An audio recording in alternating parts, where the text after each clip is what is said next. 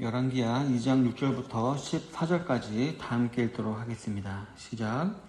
엘리야가 또 엘리사에게 이르되 청하건대 너는 여기 머물라. 여호와께서 나를 요단으로 보내시느니라 하니 그가 이르되 여호와께서 살아계심을 당신의 영혼이 살아있음을 두고 맹세하노니 내가 당신을 떠나지 아니하겠다 하는지라. 이에 두 사람이 가니라. 선지자의 제자 50명이 가서 멀리 서서 바라보매 그 두 사람이 요단 가에 서 있더니 엘리야가 겉옷을 가지고 말아 물을 치매 물이 이리저리 갈라지고 두 사람이 마른 땅 위로 건너더라. 건너매 엘리야가 엘리사에게 이르되 나를 내게서 데려감을 당하기 전에 내가 내게 어떻게 할지를 구하라. 엘리사가 이르되 당신의 성령이 하시는 역사가 갑절이나 내게 있게 하소서 하는지라. 이르되 네가 어려운 일을 구하는도다. 그러나 나를 내게서 데려가시는 것을 네가 보면 그 일이 내게 이루어지려니와 그렇지 아니하면 이루어지지 아니하리라 하고 두 사람이 길을 가며 말하더니 불수레와 불말들이 두 사람을 갈라놓고 엘리야가 회오리 바람으로 하늘로 올라가더라.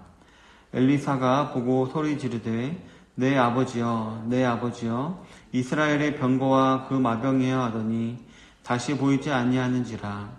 이에 엘리사가 자기의 옷을 잡아 둘로 찢고 엘리야의 몸에서 떨어진 겉옷을 주워 가지고 돌아와 요단 언덕에 서서 엘리야의 몸에서 떨어진 그의 겉옷을 가지고 물을 치며 이르되 엘리야의 하나님 여호와는 어디 계시나이까 하고 그도 물을 치매 물이 이리저리 갈라지고 엘리사가 건너니라.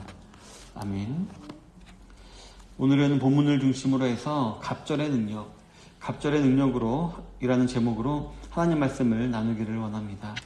잘 아시다시피 이제 엘리야는 이스라엘과 유다에서 활동했던 선지자들 중에 대표적인 사람이었습니다. 그가 활동하던 시대에는 여러 우상들을 섬기던 대표적인 그런 전무후무한 우상 숭배자, 즉 이세벨에 의해서 크게 영향을 받은 아합 왕이 이스라엘을 다스리던 그런 때였습니다. 그러나 잘 아시다시피 엘리야는 갈멜산에서 우상 숭배자들과 영적인 싸움을 벌였고 하나님의 응답으로 승리하였습니다. 이제 이런 엘리야가 이제 하나님으로부터 받은 사명을 다 감당하고 이제 승천할 때가 되었습니다. 그러자 그의 제자였던 엘리사는 그 마음 가운데 두려움이 생겼을 것입니다. 그랬기 때문에 엘리야가 승천하기 전에 그는 갑절의 능력을 구하기 위해서 그를 따라 나섰습니다. 오늘 이 사실을 알아보며 엘리사가 갑절의 능력을 구했던 이유를 알아보고 현대를 살아가는 저 여러분들에게 어떤 교훈을 주는지 한번 알아보기를 원합니다. 그리고 오늘 이러한 엘리사와 같은 갑절의 능력을 구하는 저 여러분들이 되시기를 바라겠습니다. 갑절의 능력을 받기 위해서는 첫 번째로 영적 지도자를 가까이 따라가야 합니다. 본문 6절부터 8절에 보면 엘리야가 또 엘리사에게 이르되 청하건대 너는 여기 머물라. 여호와께서 나를 요단으로 보내시느니라 하니 그가 이르되 여호와께서 살아계심과 당신의 영혼이 살아있음을 두고 맹세하노니 내가 당신을 떠나지 아니하겠나이다 하는지라. 이에 두 사람이 가니라. 선지자의 제자 50명이 가서 멀리 서서 바라보매 그 두 사람이 요단가에 서 있더니 엘리야가 겉옷을 가지고 말아 물을 치매 물이 이리저리 갈라지고 두 사람이 마른 땅 위로 건너더라 라고 했습니다. 오늘 읽지 않은 본문 1절에 보면 엘리야는 이제 자신이 하나님께로 갈 날이 얼마 남지 않았음을 알게 되었습니다. 그러자 길갈에서 엘리야는 이제 엘리사에게 너는 여기에 머물라 라고 말을 합니다. 아마도 자신이 승천하는 모습을 보이므로 다른 사람들을 낙심시키거나 혹은 자신을 우상시하는 것을 염려해서 혼자 있으려고 했던 것 같습니다. 그러나 엘리사는 여호와께서 살아계심과 당신의 영혼이 살아있음을 두고 맹세하노니 내가 당신을 떠나지 아니하겠나이다 라고 말을 합니다. 3절에 보면 다른 선지자들 역시 또 제자들 역시 엘리야가 곧 승천할 것을 알고 있었고 엘리사도 알고 있었음을 알 수가 있습니다. 그런데 그 많은 선지자의 제자들 중에서 오직 엘리사만이 끝까지 그와 함께하면서 엘리야로부터 조금이라도 더 배우려 했던 것임을 우리가 알 수가 있는 것입니다. 그리고 이처럼 길갈에서 시작된 엘리사와 엘리야의 여행은 이제 베델과 여리고를 거쳐 요단에까지 이르게 되었습니다. 그리고 이 와중에 엘리야는 자신을 따르던 엘리사에게 2번이나 돌아가라 라고 자신을 떠날 것을 요청했었습니다. 그래서 다른 선지자 제자들은 멀찍이 엘리야를 따르며 그의 말에 순종하려고 했지만 유독 엘리사만은 스승이었던 엘리야를 가까이 따라갔던 것이었습니다. 그리고 그때 엘리사는 엘리야가 요단강 물을 가르고 건너간 데까지 같이 동행하게 되었습니다. 이 사실을 통해 저와 여러분들은 영적인 지도자를 가까이 따를 때 바로 하나님으로부터 오는 능력을 받을 수 있음을 알 수가 있을 것입니다. 성도 여러분, 그렇다면 저와 여러분들의 스승이 되시며 유일한 영적인 지도자 되시는 분은 누구일까요? 네, 바로 우리 주 예수 그리스도이십니다. 저와 여러분들은 내가 곧 길이요 진리요 생명이니 라고 말씀하셨던 예수님을 우리의 스승으로 따르며 그분을 우리는 따라가야 하는 것입니다. 물론 담임 목사님이나 여러 교육자들 혹은 선장님들이나 같은 리더들 역시 영적인 지도자라고 볼 수 있을 것입니다. 그러나 저와 여러분들은 참 연약한 사람입니다. 그렇기 때문에 사람을 우상시하거나 또한 감정적인 문제로 인해 그들을 따르지 못하게 되는 수가 종종 있습니다. 그렇기 때문에 저와 여러분들은 항상 우리 주 예수 그리스도를 유일한 영적인 지도자로 삼아서 그분께 가까이 나아갈 수 있어야 하는 것입니다. 그리고 혹 인간 지도자들 가운데 이러한 예수님을 예수님께 더 가까이 잘 인도하는 지도자들이 있다면 배나 더 존경할 자로 여기며 또 그들도 사랑으로 섬길 수 있어야 할 것입니다. 우리 그리스도인들은 이제 일요일을 주일이라고 부릅니다. 이는 말 그대로 저 여러분들의 주인이 예수님이심을 나타내는 것입니다. 항상 우리의 주인이신 예수님을 영적 지도자로 삼아 예수님을 가까이 따르게 힘드시는 모든 성도님들이 다 되시기를 주님의 이름으로 바라겠습니다.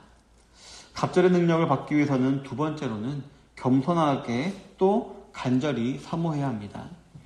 본문 9절에 보면 건너매 엘리야가 엘리사에게 이르되 나를 내게서 데려감을 당하기 전에 내가 내게 어떻게 할지를 구하라.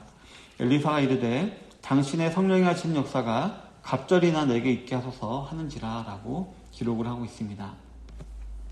요단을 건넌 엘리야는 이제 정말 자신이 승천할 때가 가까워옴을 깨닫고는 끝까지 자기의 가까이에 있던 엘리사에게 내가 내게 어떻게 할지를 구하라 라고 말을 합니다.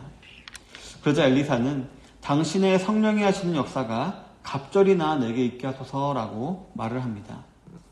이 말을 보면 참 엘리사가 욕심도 많다라고 우리가 생각할 수도 있을 것입니다. 하지만 실제로는 그런 말은 아니었습니다. 엘리사는 어떤 자기 만족이나 자기 의를 세우기 위해서 이런 능력을 구한 것이 아니라 자신에게 맡겨진 이 선지자라는 사역을 잘 감당할 수 있기 위해서 이런 능력을 구하고 있는 것이었습니다. 자신은 엘리야에 비해서 너무나도 부족하고 연약한 자이니 나는 엘리사에게 임했던 성령의 능력 갑절이 있어야지만 내가 엘리야만큼 사역을 할 수 있으니 나에게 갑절의 능력을 주십시오라고 이렇게 말을 했던 것이었습니다.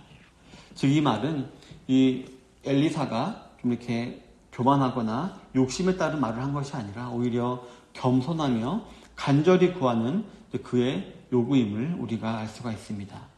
그리고 이러한 그의 요구는 응답이 되어집니다. 10절에 보면 엘리사의 요구에 엘리야는 만약에 내가 하늘로 올라가면 내 요구가 들어질 것이고 내가 올라가지 않는다면 내 요구가 들어지지 않을 것이다 라고 대답을 하는데 이어지는 11절에 보면 엘리야가 회오리 바람을 타고 하늘로 올라가는 장면이 묘사되고 있는 것입니다.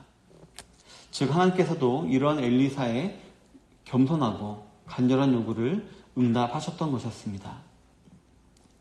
성도 여러분, 오늘 읽은 본문에서 저와 여러분들이 주의해야 될 문장이 있다면 바로 당신의 성령이 하시는 역사라는 말입니다.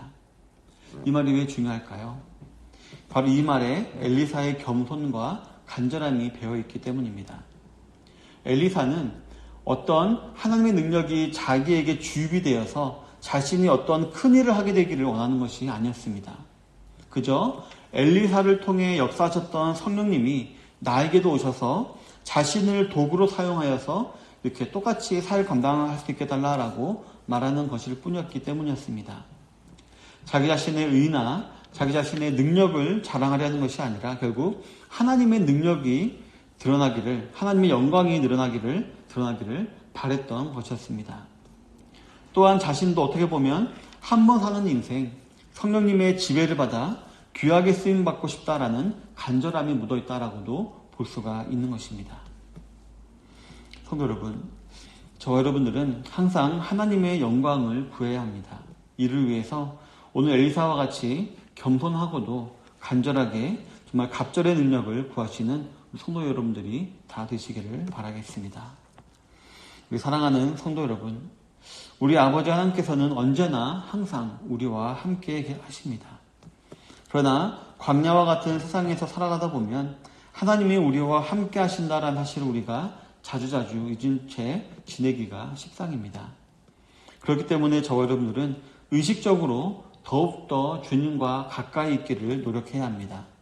그래서 하나님의 성령이 우리에게 임하기를 겸손하고도 간절하게 구해야 합니다. 그러면 그러할 때 어떻게 되겠습니까? 본문 14절에 보면 엘리야의 몸에서 떨어진 그의 겉옷을 가지고 물을 치며 이르되 엘리야의 하나님 여호와는 어디 계시나이까 하고 그도 물을 치매 물이 이리저리 갈라지고 엘리사가 건너니라 라고 했듯이 저와 여러분들은 엘리사가 엘리야의 겉옷으로 이적을 행했듯이 저 여러분들 역시 하나님으로부터 신령한 성령의 옷을 덧입게 될 것입니다. 그리고 그 성령님으로 말미암아 이 세상에서도 넉넉히 이기며 살아갈 수 있는 갑절의 능력을 갖게 되는 것입니다. 성도 여러분, 오늘 하루도 우리 주 예수 그리스도를 따르며 겸손함과 간절함으로 하나님으로부터 내려오는 갑절의 능력을 사모하게 되시는 성도님들이 되시기를 바라겠습니다. 그래서 결국 받아내고 마시는 우리 모든 좋은시작교회 성도님들이 다 되시기를 주님의 이름으로 축원합니다. 아멘.